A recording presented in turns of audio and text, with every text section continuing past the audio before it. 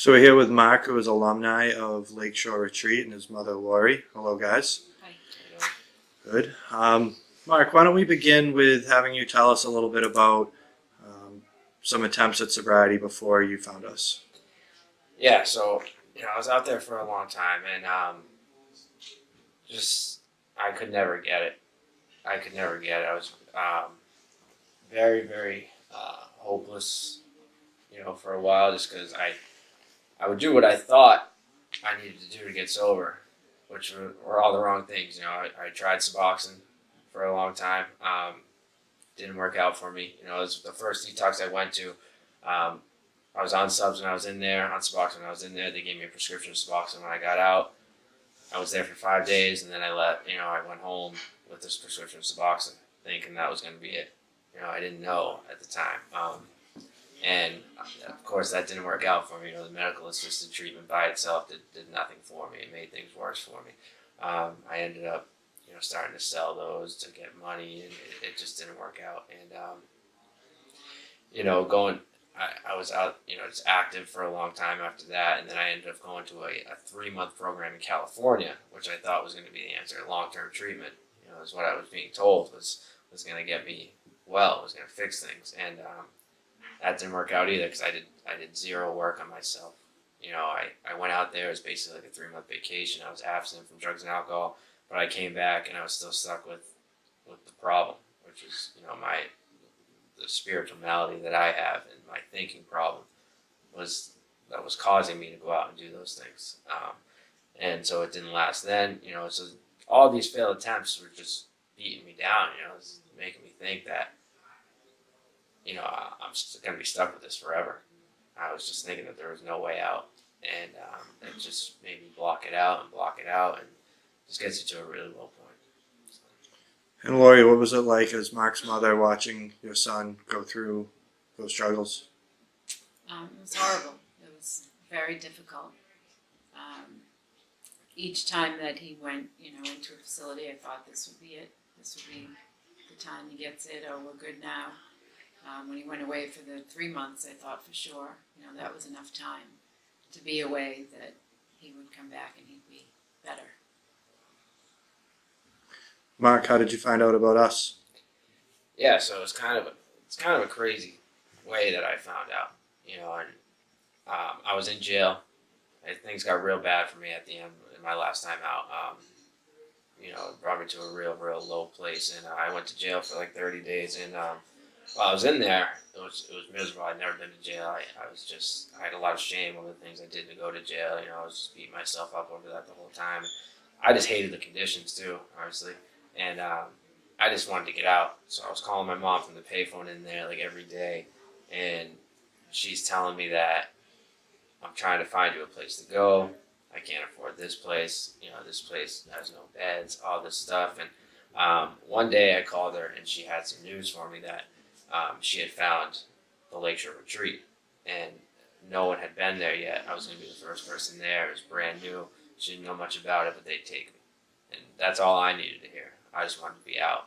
And so she told me that, and that's where I ended up going, starting my journey here. So What did you learn here, Mark? I learned the solution to my problem, which, the problem wasn't, the drugs and alcohol. That was the solution to my problem for a long time. And, I found out the problem was through the 12 steps of Alcoholics Anonymous, which was introduced to me here. I found out that, I had the reason I was going to drink and drug was because, I had a thinking problem, a spiritual problem that I didn't like the way I was feeling sober, and it grew to the point where I couldn't stop. It's because I identify now, once I got here, I realized, I am a true alcoholic, and I'm grateful for that today because I would never get the chance to live the life I live today without that.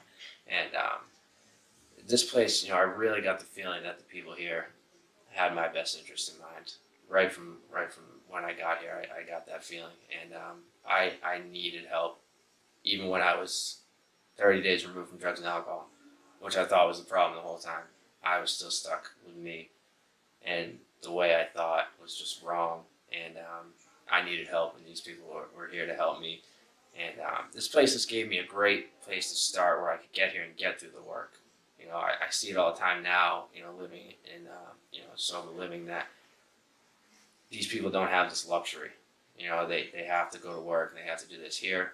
I was able to do the work honestly and thoroughly, and these people made it so easy for me to do that because I felt welcomed, I felt cared about, you know, and I could see that they've been where I was and they made it out. So it made me very open to being honest with them about, you know, what I was going through. Lori, tell us about your first visit when you came to see Mark. So it was about 2 or 3 weeks after he had arrived. I think it was, yeah, about between 2 and 3 weeks. And I was just amazed at the change in him. He was happy. He was excited. He was hopeful for all the things he was learning here. He couldn't wait to get back to his work, to his writing, and it made me feel great to see him like that. Mark, where is your journey taken you since Lakeshore Retreat? Yeah, so I moved on to Brady's place.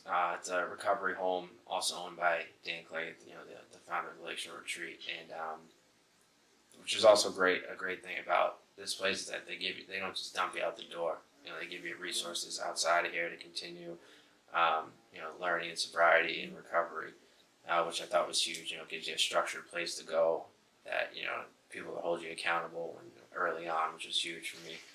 And I'm just trying to get really involved with the recovery community. You know, I'm very involved in church now, which is something crazy. I would never be doing these things before. You know, things have changed. So tell us a little bit about what life's like at Brady's place.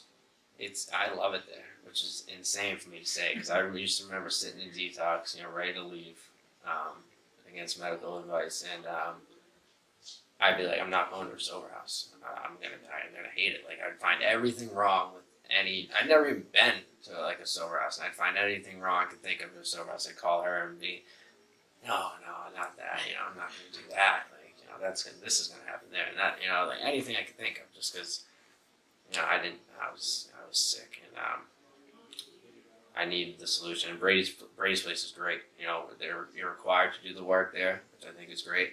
And for someone coming from Lakeshore, it gives me a lot of opportunities to be of service to, you know, newly, you know, recovering alcoholics and addicts, which is the whole point. You know, it's the 12 steps, you know, get you through the work and build a relationship with God, and you carry the message out there, you know, because it works. It absolutely works, and I've seen it firsthand. And you know, I try to carry that message to the new guys coming into the house. We have a bunch of guys. There's 3 Brady houses that, you know, we all network together. We all fellowship together. You know, people that have graduated are always coming back. I see a ton of people that have lived in the house that I see all the time. They still sponsor men in the house. It's just a great place, and it's really what I needed. You know, getting out of here, you know, to move on. And Lori, what's your life like now with Mark? What's your family life like? It's great. You know, we see him, which is really nice. He comes home, he'll come home for dinner, or you know, I talk to him all the time on the phone. It's nice to know. I mean, I can't even tell you the relief that I feel. It's like a complete change, because I guess I had gotten so used to being upset and trying to help and being worried that now just to not have that is an amazing feeling. But he's doing great. You know, he does. I don't know. It's funny. I don't have to harp on him for anything anymore like I used to. And I think as a parent, just to see your son doing really well and thriving and living and happy and helping other people is a gift. So I'm truly grateful to everybody at the Lakeshore Retreat and at Brady's place, because I was fearful when he was getting ready to leave Lakeshore as to what the next step would be.